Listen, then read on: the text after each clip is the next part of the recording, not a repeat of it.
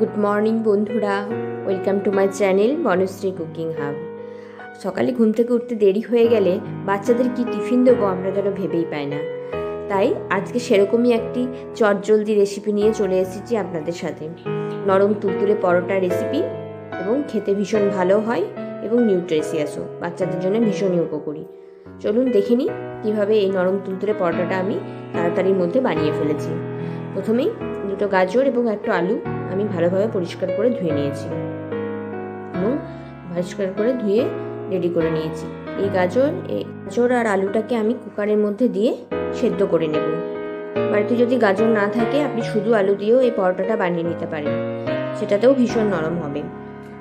চলুন দেখি, কুকারের মধ্যে দিয়ে দিয়েছি। এবার এটাকে আমি সেদ্ধ করে নেব, দুটো সিটি এটার মধ্যে আমি দিয়ে নেব।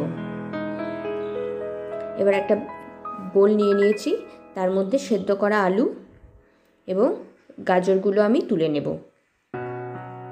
দেখুন একে একে সেদ্ধ করা গাজর এবং আলুগুলো আমি তুলে নিয়েছি।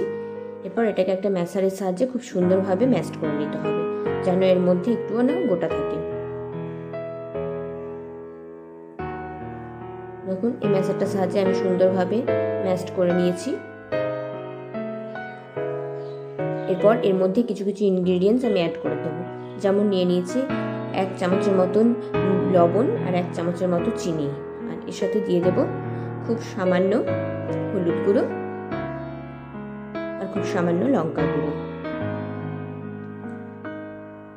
এরপর এর সাথে অ্যাড করে দেবো 2 কাপ আটা। পরোটা সাধারণত আটারই খাওয়া বেশি উপকারী, তাই আমি এখানে আটাই ব্যবহার করেছি। এই আটা ভালোভাবে এই গাজর এবং আলুর সাথে আটাটাকে খুব সুন্দরভাবে নরম করে মেখে নিতে হবে। দেখুন এটা একটা ডোয়ের মতো আমি বানিয়ে নিয়েছি। এটাকে আস্তে আস্তে আবারও খুব সুন্দরভাবে মসৃণ করে নিতে হবে। যতক্ষণ না মসৃণ হবে ততক্ষণ এটাকে মেখে যেতে হবে। দেখুন এটা অনেক সুন্দর নরম এবং মসৃণ হয়ে গেছে। এরপর 1 চামচ তেল দিয়ে আমি এটাকে আরও কিছুক্ষণ মেখে নেব। এভাবে নরম করে আটাটা মাখলে পরোটাগুলো ভীষণই নরম হবে। এরপরে আমি একটা বড় বড় করে একটু লেচি কেটে নিয়েছি, রুটির থেকে সামান্য একটু বড় করে লেচি কেটে নিয়েছি। দেখুন এবার এই লেচিগুলোকে আমি আটার সাহায্যে বেলে নেব। এই বেলাটা একটু পরোটা যেহেতু, সেজন্য একটু মোটা করে বেললেই বেশি ভালো হবে। পরোটা একটু মোটা হলে খেতে ভালো হয় এবং নরমও হয়।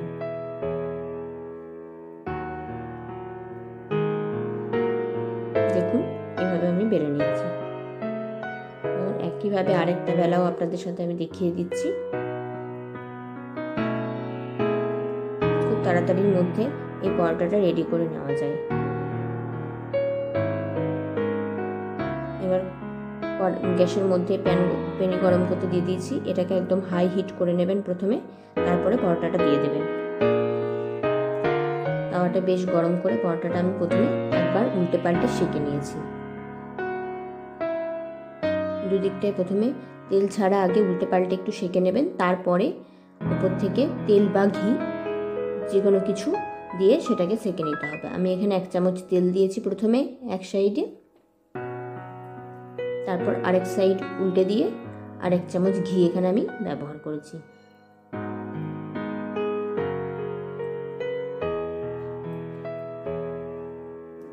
এটা ঘি ছাড়া তেল দিয়েও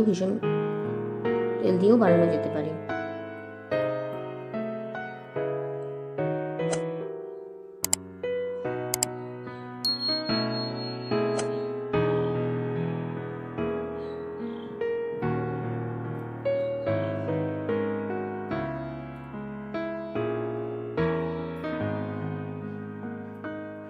এইভাবে ধীরে ধীরে সাইডগুলো চেপে চেপে একটু ভালোভাবে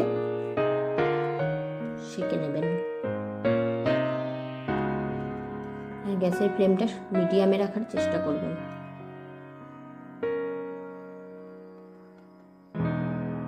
দেখুন রেডি হয়ে গেছে, অনেকটাই সেঁকা হয়ে গেছে। এবার এটা তুলে নিচ্ছি আর একটা প্লেটের মধ্যে। তাওয়াতের মধ্যে দিয়ে দেব আরও একটা পরোটা।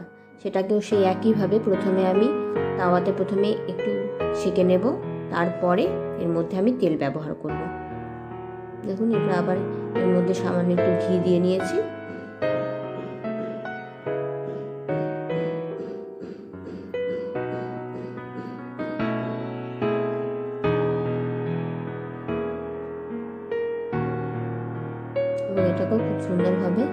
সেঁকে নিয়েছি।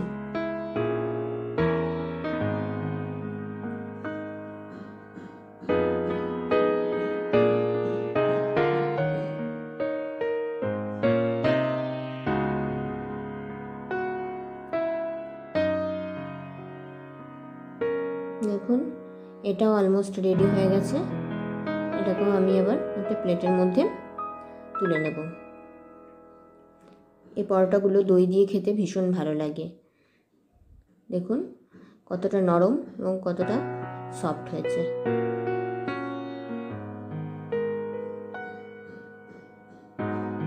দই দিয়ে এই পরোটা সার্ভ করে দিতে পারেন।